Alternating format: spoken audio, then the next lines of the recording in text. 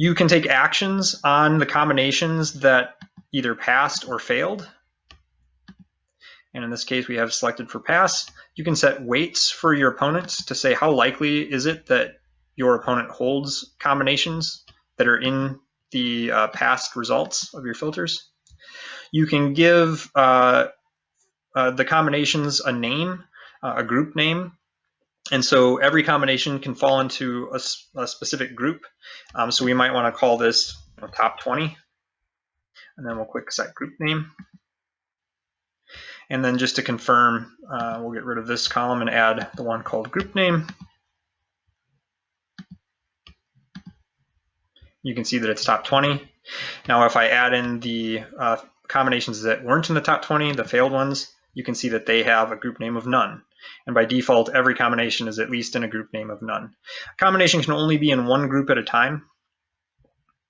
So if I were to change the group name for combinations in top 20, it will replace the group name top 20 with whatever name I choose.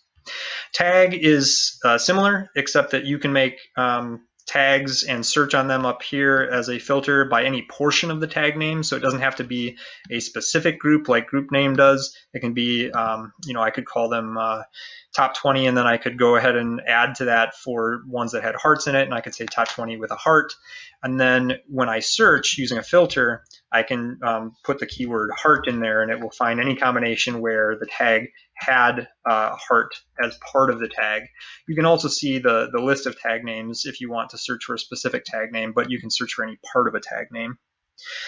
You can filter to any combinations using a format shown here. So the same thing that's shown in the combo column, such as ace spade and then any other kicker, rank, and suit. But you could also start with an unknown. You could say any top rank and suit followed by something specific like a king of clubs or a king with any suit. And then you can filter, and those results will be shown down here. A key point to call out is that anytime that you add filters and apply filters, you are not changing anything about the combinations. You are only changing which combinations you are seeing in the bottom here that pass and the rest of them fail. When you take actions on combinations like setting weights and group names and tag names, you are setting temporary data on the combination for those combinations that are in that result set. We'll get to this one in another video, but you can use this to identify combinations in a certain portion of the range of results shown. It's a pretty handy tool. So we're going to make a couple more groups here just to illustrate this. So we've got top 20, and we've named those top 20. So now we can get rid of our top 20 filter if we'd like to, and we could do something maybe, let's say, like the let's do maybe something like the top 20. But then we'll go to the, let's say, 50% mark. So, and then we're going to go actually in between those. So this is actually going to be the top 50 minus the top 20. So 30% of combinations that fall in between 20 and 50. So we'll have to be a little bit creative with our name. We'll say top 50 minus top 20. And then we'll go ahead and add the filter. And none of these are going to be in the top 20. It will be the combinations that come directly beneath those. And so we'll apply. You can see they've all got a group name of none. And we're going to name the group similar to what we named our filter. It doesn't have to be top 50 minus top 20. Or we could just call them 30 or whatever you wanted to name it. Oops, and I forgot to mention a point. Group names can't contain a space. So we'll just do an underscore.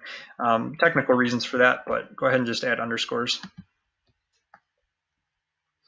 Okay, so we've got a couple groups. We made top 20, we made top 50 minus top 20, and then every other combination is in a group called none. And again, you can see those. The combinations never disappear. They're still here. They just weren't passing your filters.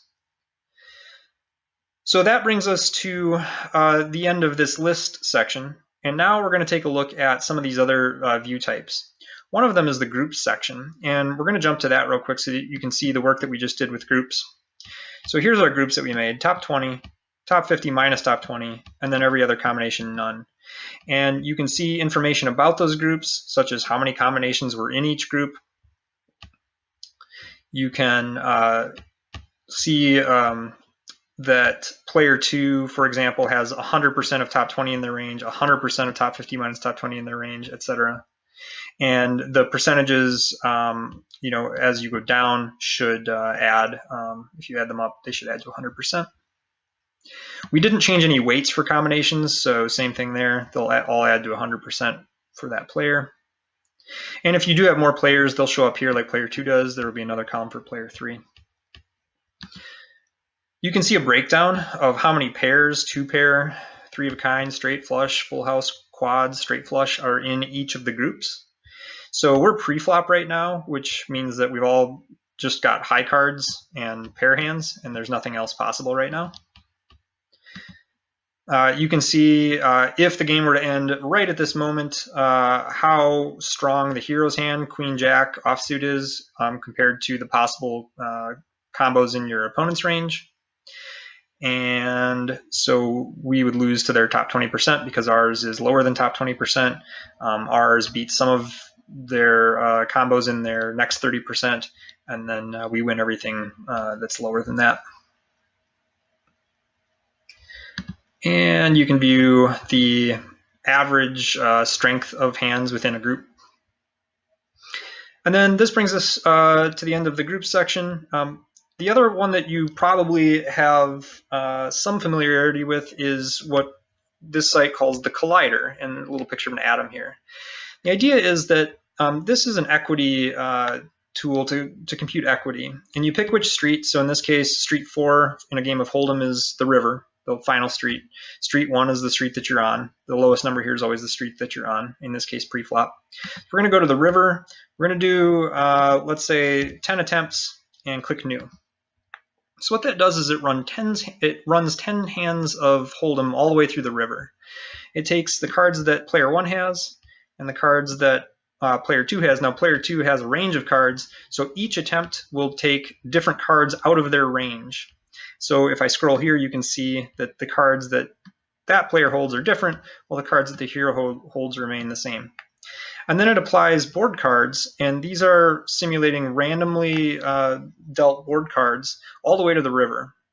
And in every run of the 10 that we did, there are results. And you can see what hand type the players have. So in this case, player 1 has flush 10% of the time, 2-pair 10% of the time.